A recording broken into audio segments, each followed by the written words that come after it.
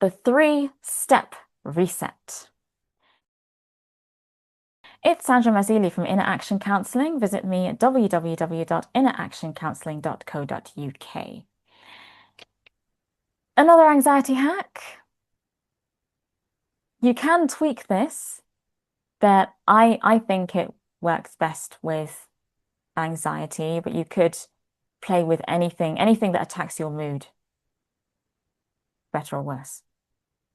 But we're only interested in the worst, aren't we? So when anxiety has a good bash, right, don't overcomplicate your response, because sometimes we can get caught up in that. But try this 3-step reset idea instead. We've got the 3 N's: notice, name, and nudge. I will break this down. Step 1, notice, right?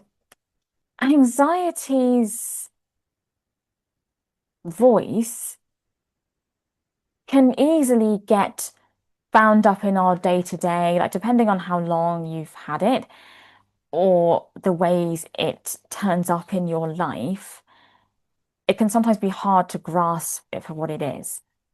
And sometimes, especially if there's a substance on board as well, or there's addiction issues, sometimes it can be confused with a trigger or a craving.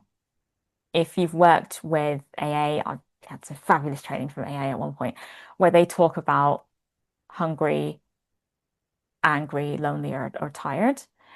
And I think I'd put in anxious there as well. So double A.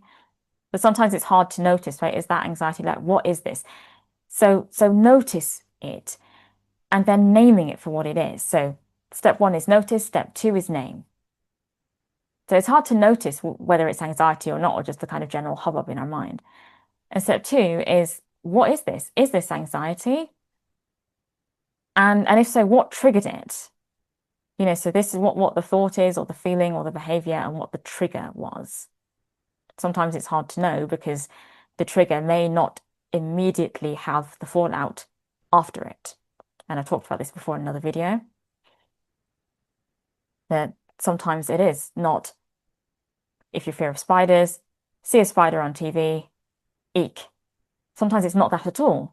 Sometimes you might find a situation where you see something or hear something, and then, an hour or 2 later, you're brushing your teeth or in the bath or watching TV or playing Scrabble with your friends, and then all of a sudden there's a kind of fear storm that invades your body. You're like, what? I'm just minding my own business. So looking at the trigger, sometimes you might need to do a bit of detective work on this. Step 3 is nudge. So one small physical action like a stretch or a standing and a breathing, it's about breaking that freeze, not fixing everything. So for example, if I'm having this kind of runaway train of thoughts and what if this, what if that, and I can just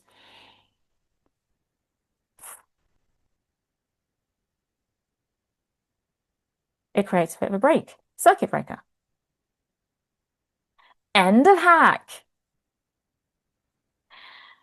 Be kind to yourself, okay?